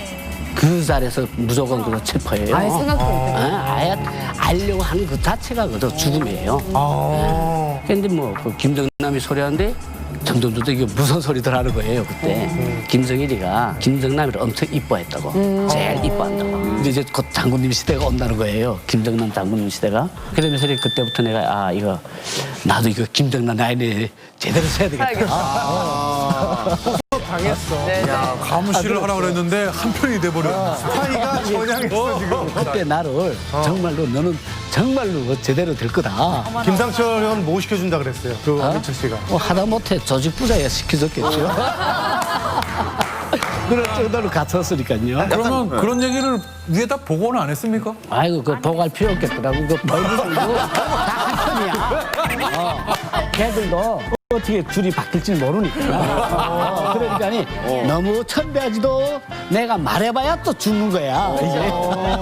그 엄민철과 김정남은 평양에서 언제부터 친했던 거예요? 어릴 때부터. 그러니까 사진을 보면은 거의 뭐 요거 김정남이가 한 7살, 8살, 10살 이때쯤 사진들부터 해서 막 어깨 깃구설이 찍고 말타미 찍은 거 뭐 하여간 뭐 이 사진이 너무 많아가지고 그러니까 그게 뭐 어느 정도 몇 장이 있는 정도 아니고 이렇게 트렁크로 가지고 있는 정도예요. 트렁크. 네? 이렇게 올 줄 알았으면 그 몇 장 가지고 오는 거라. 한 장도 없어요?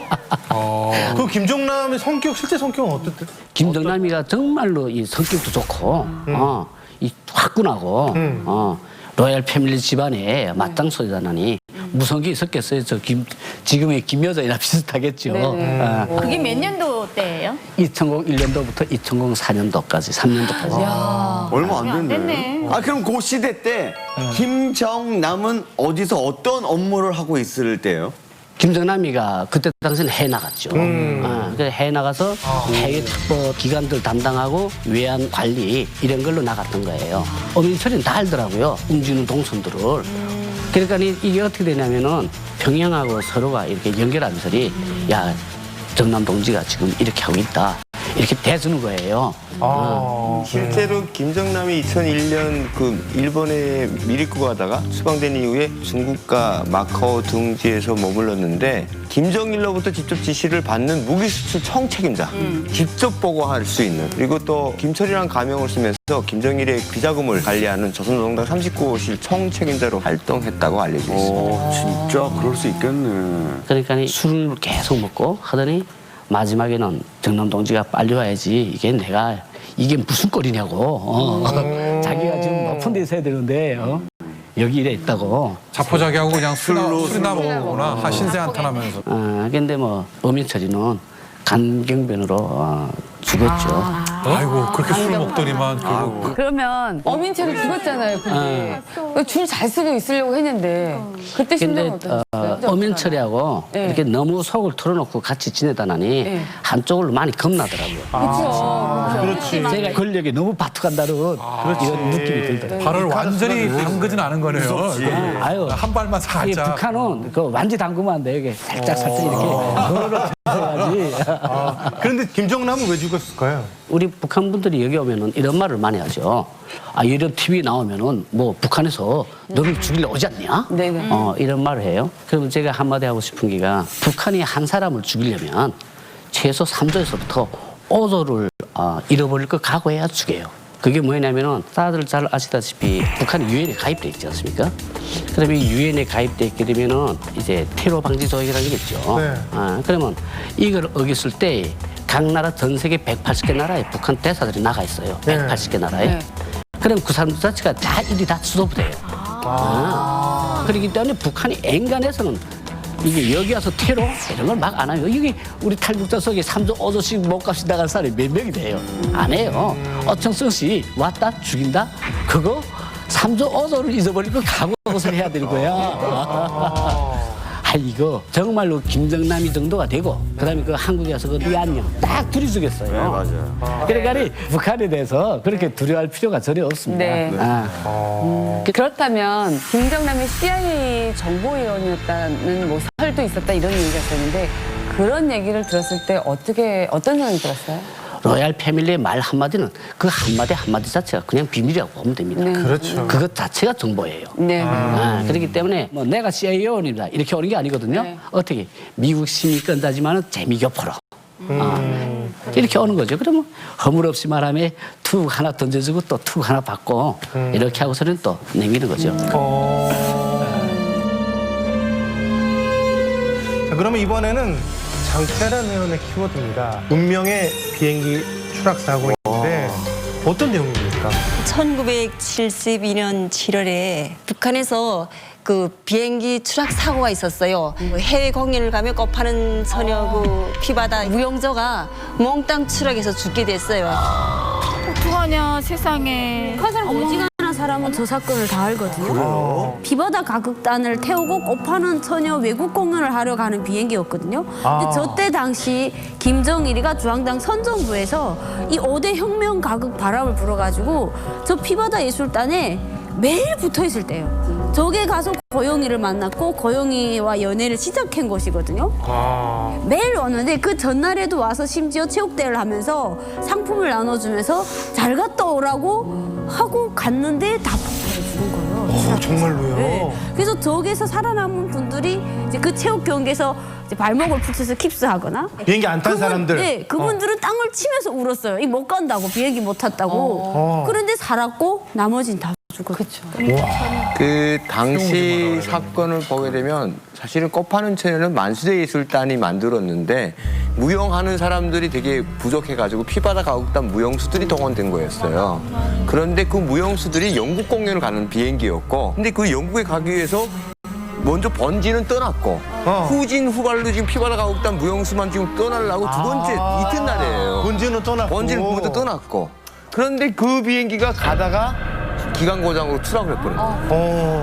그러니까 당시에 너무 그 김정일이가 안타까워가지고 한 사람 한 사람 이름을 다 불렀어요. 그래요? 그렇게 아파했고 그다음에 국가 장례로 해주라고 해가지고 서장구락부에서 장의를 치렀고 국장을 했다고요? 국장을 했어요. 국장. 유가족들 다 뭐 음악에 관련된 사람들 음악대학 자녀들 음악대학 보내라 뭐 다 그렇게 애정을 표할 만큼 아주 큰 사건이었어요. 그때 당시에 70년대인데 네. 외국으로 공연을 갈 정도면 엄청나게 뭐 대단했을 것 같아요. 피바다 가극단이요? 네. 그 가극단의 위상은 뭐 어느 정도였어요? 그러니까 피바다라는 가극을 만들기 위해서 만든 예술단이에요. 네, 네. 북한의 그 김정일 시대에서 어대혁명 가극을 만들었는데 뭐 그중에 당에 참된 딸도 있고 꽃파는 처녀도 있고 피바다도 있고 그다음에 밀리마 이야기하라 뭐 금강산 뭐 이런 어대혁명 가극이 있는데 가장 중심이 뭐였냐 김일성이가 만들었다는 혈애라는 그러니까 피바다라는 공연이 있었는데 그 공연을 수행하기 위해서 만든 예술단 피바다 가극단이 평양 대곡장이라고 북한의 가장 잘된 인민 건축상을 받은 그 평양 대곡장에 상주를 해 있거든요 지금도. 그 멤버가 가다가 저는 사망. 예, 근데 그때 당시 다 죽었으니까 후임물로 지금 그 양성을 한다는 거예요. 그래가지고 중앙당 선전부하고 문화예술부에서 그 사람 그 모집을 내려왔더라고요. 네. 그때 당시 제가 16살이었어요. 그래서 제가 거기서 60명을 딱 뽑는 거예요. 몇천 명 시험에서 60명을 뽑아야 돼요. 근데 제가 남보다 키가 좀 컸어요. 네네. 뭐 아무 뭐 재능도 없었어요, 저한테는. 제가 살짝 녹화 전에 뵀는데 키도 되게 크세요. 네. 컸지요. 165요. 와, 진짜 그 시절에. 그때 당시 김일성 시대는 키가 다 커야지만 뽑혔어요. 그러면은 그 16살 때 그렇게 해서 뽑힌 거잖아요. 네. 무용을 전혀 못했는데. 못했지요. 뽑히고 나서 그러면 무용을 배워서 무용 단원으로 제가 활동을 했습니다. 1년 동안 배우면 할 수 있다고 그러더라고요. 그래가지고 저는 아무것도 모르는 진짜 천 아이였어요. 그래가지고 거기서 한 달을 있었어요. 근데 그 김일성이 그래서 만수예술단 선전대를 없애라. 이래가지고 그 선전대가 해산이 됐어요. 근데 어느 날 밤에 간북가에서 찾더라고요. 가니까 짐을 다 사라 그러더라고요. 네. 그래서 샀어요. 그때 뭐 짐이 뭐 얼마 있었겠어요. 차에 타라 그래서 탔어요. 네네. 타니까 그 장손 용빈관이라는 그 가게에 들어가가지고 10년 동안 저는 바깥 세상하고는 정말 연락을 못하고. 그러니까 각이라 그러면 각이요. 특각이죠. 특각이지요. 장손 용빈관은 그 삼석구역 평양시 삼석구역 로산리라는 데 있는데요. 그거는 민가가 없어요. 거기는. 네. 그래 당시 그때는 김일성 가글로 쟀어요. 대글러. 대글러 짓는데 그 74년도가 그때 너르돔 시아노크가 캄보디아가 정변이 일어나가지고 쿠데타 일어나가지고 너르돔 시아노크가 북한에 와 있었어요. 당시에 그 김일성이가 그 영빈관을 너르돔 시아노크 친한테 선물로 줬어요. 그 큰 집을. 그래가지고 1년에 6개월은 그 영빈관에 있었어요. 그때 정말 그 시아노크 국왕이 너무 북한에서 대접을 잘 받아가지고 네. 나 이제 안 갈 테니까 나 그냥 살 테니까 그냥 왕 안 하겠다. 그 정도요? 진짜 그랬어요. 2004년인가 그때. 아, 그랬어요? 예, 그 정도로 김일성에게 할 대우를 사실상 비슷하게 해준 거 아니에요? 그 급으로. 항상 너르돔 시아노크 친왕은 뒤에서 허허허 무슨 소리가 나요. 그래 보면 막 먼저 와요. 먼저 와서 막 악수하자 그러면 항상 말하는 게 우리는 한 가족이라고 그렇게 해요. 시마노프 입장에서는 돈을 안 내고 있으니까 다 잘해야죠. 그러면 거기서 무슨 역할 하신 거예요? 아 저는 관리원이었어요. 관리원? 네. 특각 관리원? 네, 특각 관리원이었어요. 그때 제가 처음에 갔을 때는 금토일은 항상 대기 상태에 있었어요. 왜냐하면 언제 김일성이 들어올지 모르니까 항상 대기 상태로 있고 우리가 문만 열면 그 행사를 할 수 있게끔 이미 전에 다 청소해놓고 뭐 그다음에 비품 다 정리해놓고 뭐 일체 그 잘 수 있게끔 거기서 청소하고 이렇게. 예, 숙소 행사였어요. 아니 그럼 거기 계시는 동안 김일성이 온 적이 있어요? 만난 적은 있어요? 네, 있어요. 제가 있을 때는 그 낚시터 행사할 때 그때 당시 저는 그 체육관을 맡았어요. 그래가지고 일찌감치 가가지고 있는데 문을 막 두드리더라고요. 네. 허위군관들이. 그래 그다음에 때 나갔어요. 나가니까 김일성이 들어오는 거예요.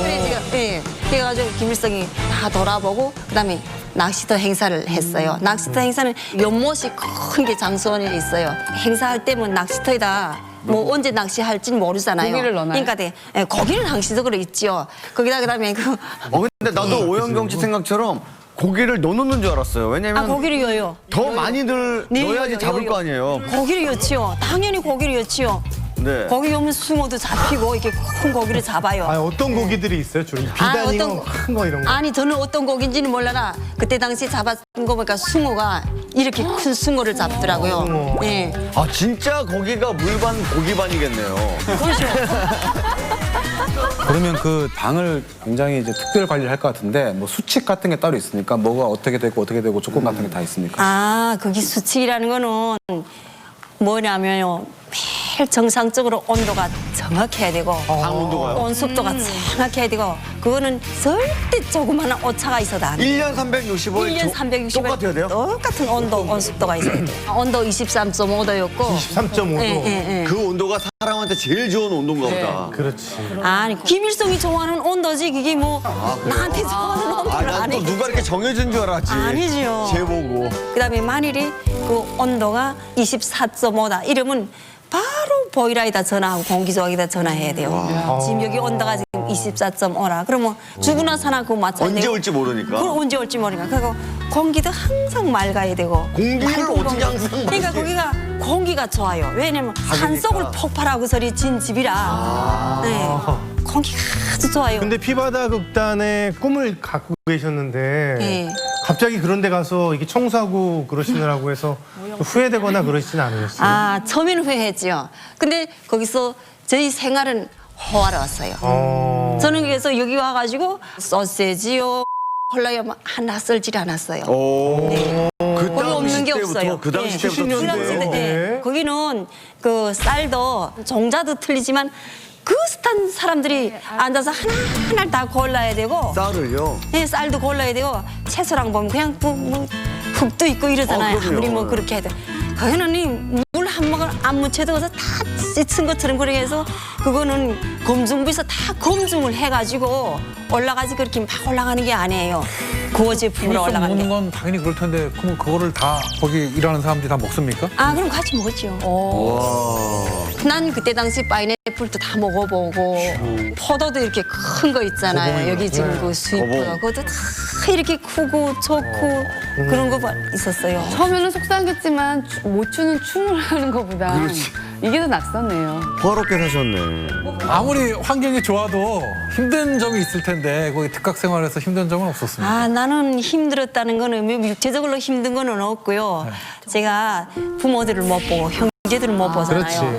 그러니까 그 어린 마음에도 그게 막 너무나도 그 갇힌 생활이 너무너무 싫었어요. 물론 내가 거기서 배우자를 만나면 평생을 먹고 사는 데는 지장이 없겠지요. 그렇지만은 하늘이 거일 뿐이고 보는 사람은 그 사람뿐이고 이러다 보니까 막 그게 싫은 거예요.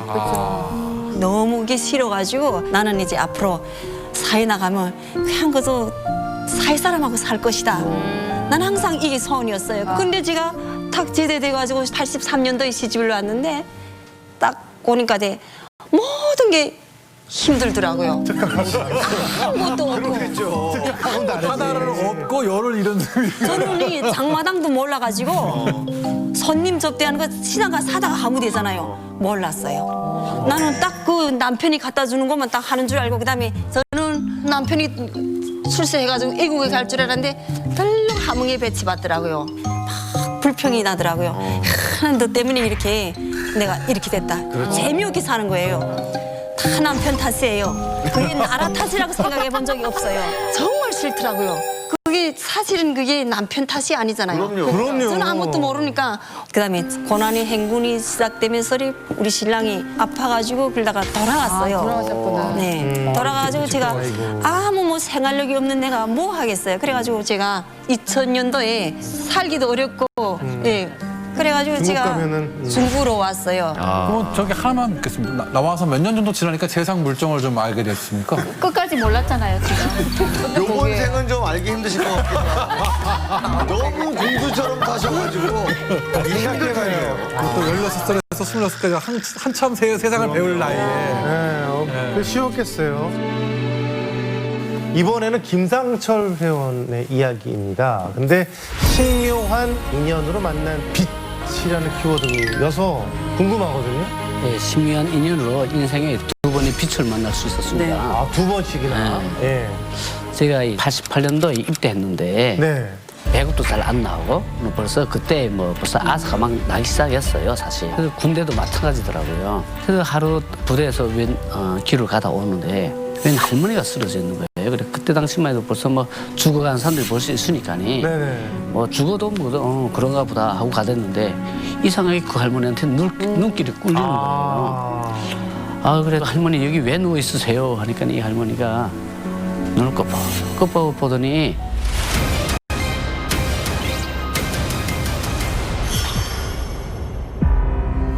배가 고파서 한 거예요.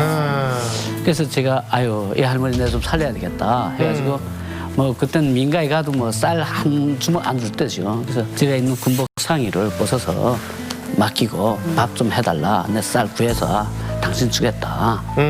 그래가지고 그 할머니한테다가 이게 밥을 먹이고 할머니가 이만큼 다 먹는 거예요. 와. 그래서 할머니 보고 물어봤죠. 어떻게 그래서 이렇게 굶고 왔냐 했더니 자기 여동생을 찾아오는데 기차에서 꽃집들한테 다 틀린 거예요, 할머니가. 그래서 할머니를 차에다 태웠는데 저한테 이렇게 전보용지 하나 딱 주더라고요. 여기를 좀 꼭 찾아와 달라고. 그래서 여기 가게 되면은 혹시 쌀 한 킬로 날 또 도로 줄지 어떻게 알겠지 하고 사실 찾아갔죠. 가봤더니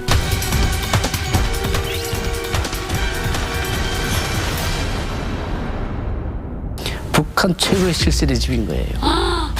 네? 그 당시 황진택이라고 해가지고 심화조 사건이라고 거의 한 2만 명이 고위층이 숙청된 사건이죠. 네네, 심화조. 북한 분들은 다 알 텐데 이 사람이 총참모장이었어요. 김정일 정권 상기에 일어난 대숙청 사건인데요. 이 당시 김정일 지시로 한국 전쟁 당시 간부들 이 행적을 한번 조사해라. 조사하는 과정에 행정이 타당치 않다 해가지고 수많은 간부들이 간첩으로 숙청된 사건이에요. 너무 많은 사람이 숙청되다 보니까 여론이 안 좋아진 거예요. 거꾸로 김정일 위원장 입장에서는 이걸 누구한테 넘겼어야 되겠는데 서사구팽 책임을 누굴까 하다가 심화조 사건을 책임졌던 황진택을 결국에는 숙청했거든요. 네, 자기가 시켜놓고 3년 만에. 그런데 지금 김상철 의원님이 살려주신 할머님이 여동생을 찾아가는 길이었잖아요. 네. 그럼 황진택이 그 여동생의 여동생은 남편이 양아들이었죠. 그래서 제가 이런 집안에 그때 가다 나니 우연치 않게 정말 하룻밤에 가게 됐네요. 그래서 그때는 뭐 도당 책임비서 뭐 인민무력 부장 그 간부 아닌 줄 알았어요. 이 집에 가다가 그래서 하룻밤에 그저 운명이 좀 확 바뀌었죠. 어떻게 바뀌셨어요? 군사복마음에 개인집에 가 있는다는 건 이거 말도 안 되죠. 네. 놀라다니는 거예요. 지금 생각해도 참 버르장머리 없이 놀았을 때가 있었습니다. 저도. 제가 그때 그렇게 올라가다가 갑자기 황진택이 막 치니까 칠 때까지는 몰랐죠. 그래서 아이고 이때 내가 이게 권력이 너무 바투왔구나. 그래서 이러다 죽겠더라고요. 그래서 다른 탄광기에 성진에 자원해서 갔죠.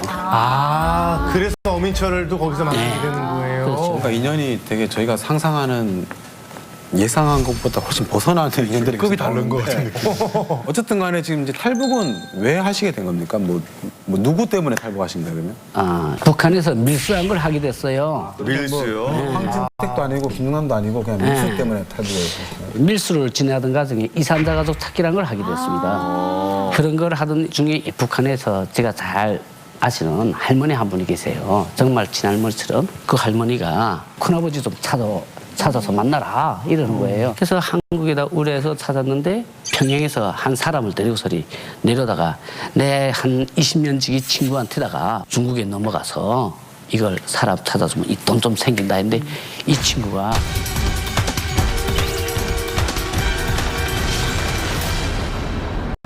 저를 이 북한 보위부에다 신고해버린 거예요. 제일 친한 친구가 그때 보위부에 가게 되는데 그때 제 품속에 있던 사진이 문제였어요. 왜요? 무슨 사진이었는데? 그 사진이 뭐냐면은 이산자가 참봉 있었지 않습니까? 네. 북한에서. 근데 그때 한국에 계신 분들이 와서 같이 그 할머니하고 찍고 간 사진이에요. 그래서 그 사진을 가졌는데 이 사진 안에 더 큰 문제가 있은 거예요. 왜? 사진 속에? 문제요? 네. 그분이 한국에 던 거예요.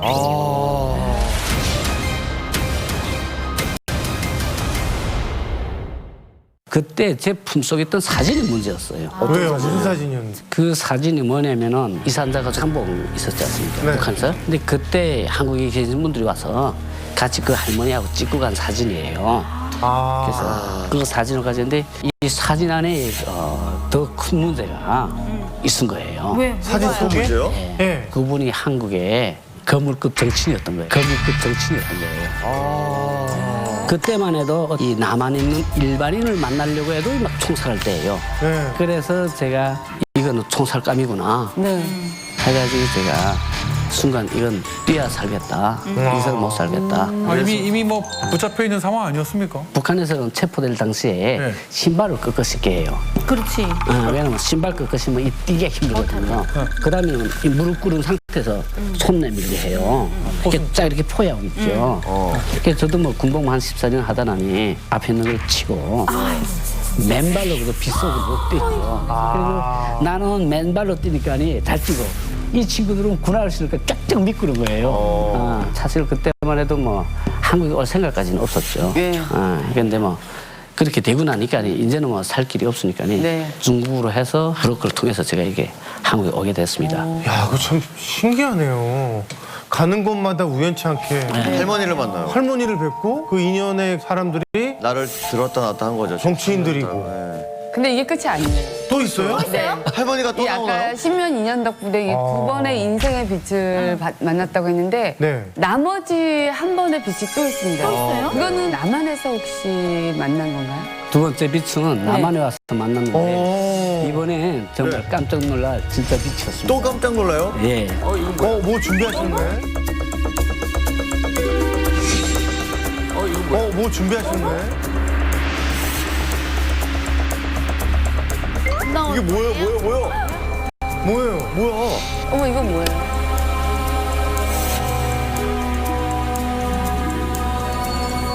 공기 밝아져. 밝아진다. 진짜 밝아져. 어머 밝다. 우와. 이게 뭐예요? 어머. 점점 밝아진다. 되게 밝다는데 이거. 쳐다볼 수가 없어요. 굉장히 밝아지네요. 어머. 계속 밝아지네. 이게 뭐예요? 와 신기하다. 아유. 진짜 신기하다. 이거 뭐죠? 굉장히 밝아지네. 네. 우와. 우와. 그러니까 지금 남한에 와서 정착하시면서 만난 빛은 지금 조명을 얘기를 하시는 건가 봐요. 조명과 사람과 같이. 제가 한국에 온 지 한 1년쯤 돼가지고 네. 지하철에서 할머니 한 분, 할머니 한 분. 야, 또 할머니야. 약간 조상이도 계시네. 저번 사주에 할머니가 있네. 조상이도 할머니가 그렇게 많다고요? 네, 지하철에서 모든 사람들이 다 앉아 있는데 할머니 한 분이 구호를 다니시더라고요. 근데 그 할머니를 보는데 또 할머니 생각이 나는 거예요. 제가 북한에서 오더니. 그때 기회를 잘 저는 얼마 줬는지 생각 안 나요. 주머니에 있는 걸 이렇게 개다 였어요. 할머니한테다가. 근데 그리고 전 통화를 하고 있는데 금방 오다 나는 이 북한 사투리가 아주 억양이 쓴 거죠. 제 앞에 앉아 계시는 분이 날 툭 보더니 오다가 명함을 하나 건네주는 거예요. 한번 북한에서 온 거 아니냐 그러시더라고요. 그래서 아 그렇다. 그랬더니 이분이 이게 내 연락처인데 여기다 전화를 해라. 그래서 야 이거 좋은 분 같아서 제가 전화했죠. 그래서 이분이 통해가지고 유력 인사들하고 인맥을 맺게 돼가지고 지하철에서 만난 인연 덕분에 이렇게 사업을 할 수 있게 됐습니다. 경험을 주신 분이 유심히 보셨나 봐요, 김상철 의원님을. 우리 그냥 모습을 그러려냐고 본것 같아요. 죄송한데 하면서도 지나치는 경우가 그 있는 마음을 본 거죠. 그렇죠. 착하구나. 하여튼 선으로 베풀었던 그렇죠. 후기가 예. 이렇게 큰 선물로 돌아왔네요. 또 열심히 하고 계시고. 맞아요. 사실 이게 뭐 신기하고 묘한 이야기들이지만 다 여러분들의 노력이 없었으면 네. 사실 이루어지지 않는 거고 만날 수 없는 일이었던 것 같아요. 본인들이 열심히 하셔서 이 자리까지 오신 것 같으니까 뭐 다른 거에 의지하는 것보다는 본인을 믿고 최선을 다해서 끝까지 잘 사셨으면 좋겠습니다. 네.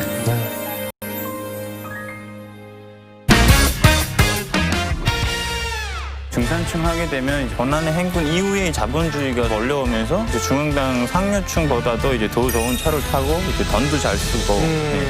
북한은 일단은 집에 대한 집착이 커요. 최근에 15만 불, 20만 불까지 들어가요. 오, 많이 올랐네. 중산층 집에는 셋톱박스가 생겨가지고 영화나 무슨 예능 프로그램 다 그거를 찾아서 보여요. 딱 너튜브 가방 보내고 나가면 제 사는 집에는 그래서 저거 올까? 남자라고 하면은 뭐 집값에다가 한 2, 300만 원 정도? 자본주의화 됐다는 건 알고 있었는데 이 정도일 줄은 몰랐어요.